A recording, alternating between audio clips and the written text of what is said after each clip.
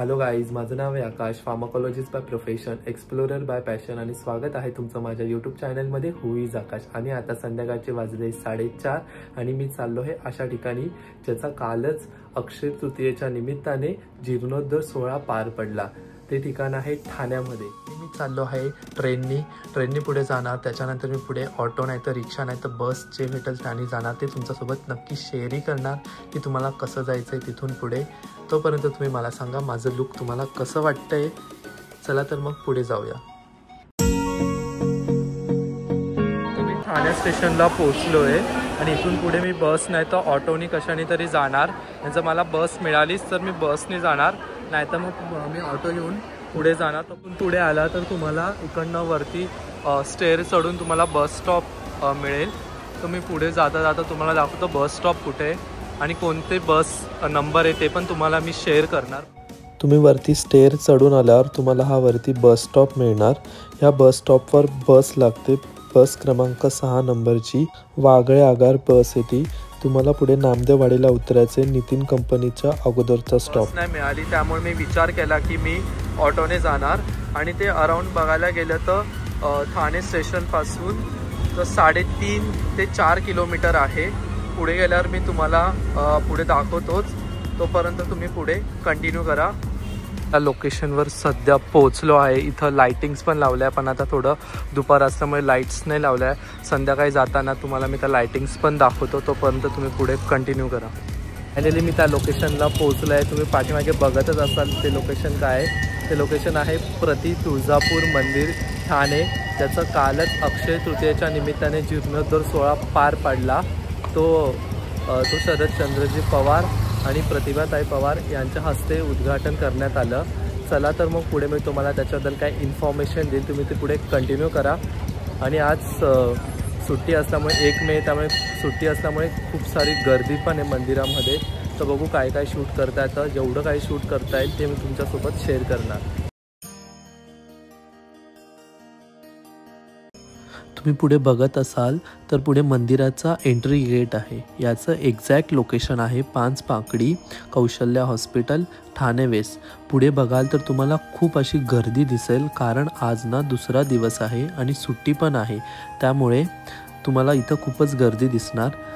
आणि मंदिराचं कामसुद्धा खूप असं छान केलं गेलं आहे, छान कोरीव काम केलं गेलं आहे। तर तुम्ही पुढे ना मंदिराचे काही दृश्य बघा, तोपर्यंत मी पुढे जातो।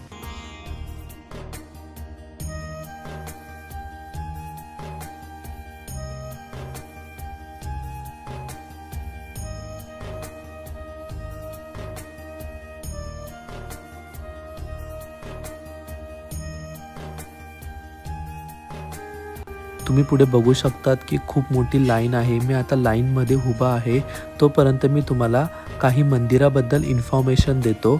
मंदिर किती वाजता उघडतं, काय नाही, तोपर्यंत तुम्ही पुढे कंटिन्यू करा। बघायला गेलं तर मंदिराचं टायमिंग सकाळी 6ला आहे। मंदिर सकाळी 6ला उघडतं, नंतर ते 8 ते 8:30ला आरती होते, मग दर्शन चालू होतं आणि परत संध्याकाळी 7ला पण आरती असते। अराउंड रात्री 9 ते 10 पर्यंत मंदिर उघडं असतं।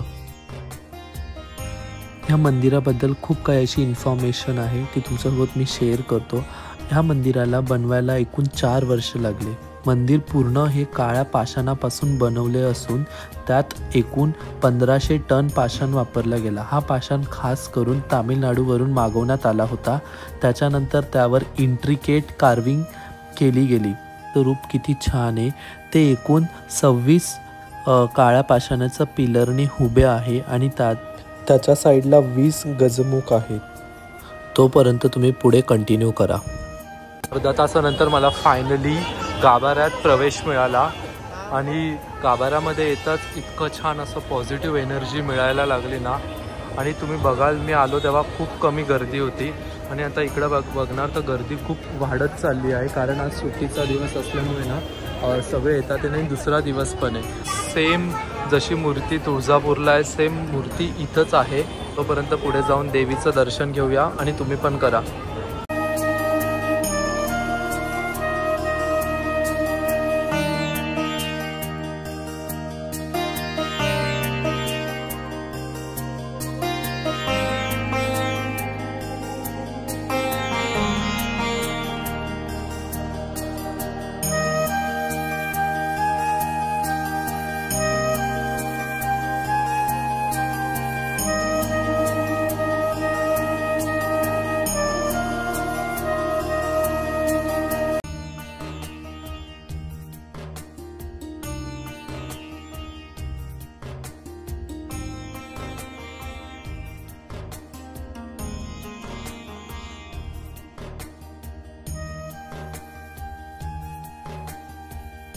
हे आहे भवानी मातेचे वाहन। फायनली माझं दर्शन झालंय। मी दर्शन घेऊन मंदिरातून बाहेरच आलो आहे आणि तुम्हाला सांगायचं झालं तर तुम्ही बघितलं असणार की मंदिरातली मूर्ती किती छान होती, किती भव्य त्याचं रूप होतं आणि ही सेम तुम्ही बघितलं असणार जशी तुळजापूरला आहे सेम तशीच तिची प्रतिरूप इथं साकारण्यात आलेले आहे। सांगायचं खास वैशिष्ट्य झालं म्हणजे की इथली जी मूर्ती पहिले तिला ना तुळजापूरमध्ये घेऊन गेले होते, तिथं तिची पूजा केली गेली होती। पूजा केल्यानंतर असं म्हटलं जातं की तुळजापूरमधल्या मंदिरातले जी प्राण ह्या मूर्तीमध्ये आले आणि ही मूर्ती मग परत इथं आणून स्थापित केली गेली होते, असं त्याचं मागचं काही कारण आहे। आणि भवानी माता आहे ती 51 शक्तिपीठांमध्ये एक आहे, हे तुम्हाला पण माहीत असणार। आणि अजून काही खूप साऱ्या गोष्टी आहे मंदिराविषयी तर तुम्हाला मी सांगतोच।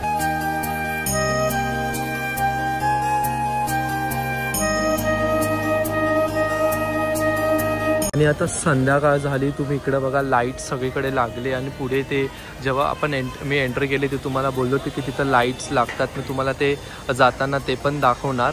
पण तुम्ही बघा इथं मस्त लाईट्स चालू झाले आणि ते मंदिराचं रूपसुद्धा आता पूर्ण बदललं आहे आणि खूप असं छान असं मंदिर दिसतं आपल्याला इथं बघा जेव्हा लाईट्स चालू होतात त्यानंतर पण। चला तर मग पुढे अजून काही फोटोज काढूया आणि इथं फोटोसाठी सुद्धा परवानगी आहे, तुम्ही बाहेर फोटोज काढू शकता येऊन। तोपर्यंत मी कोणाला तरी कॅमेरा देतो, माझे फोटोज काढतो आणि तोपर्यंत पुढे तुम्ही कंटिन्यू करा।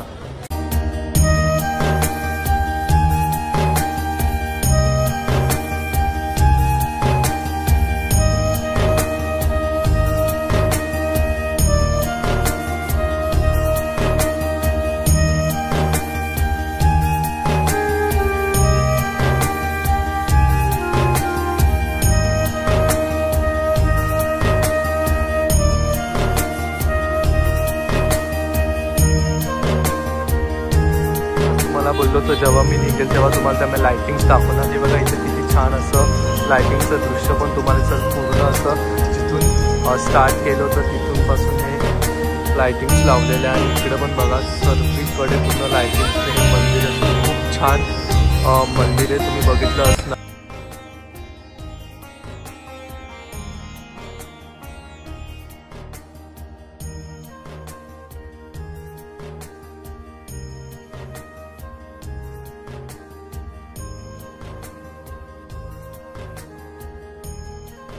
त्याच्या समोरच्या साईडला इथं स्वागत 11 रेस्टॉरंट आहे, तिथं मी भूक लागली होती म्हणून विचार केला की शेवपुरी खाऊया काहीतरी।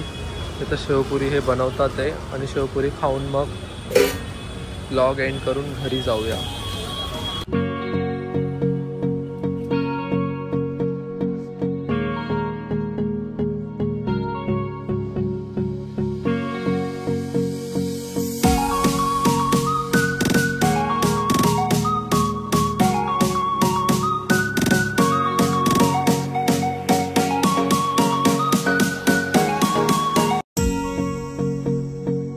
मग तुम्हाला ही व्हिडिओ कशी वाटली ते मला कमेंट करून नक्की सांगा।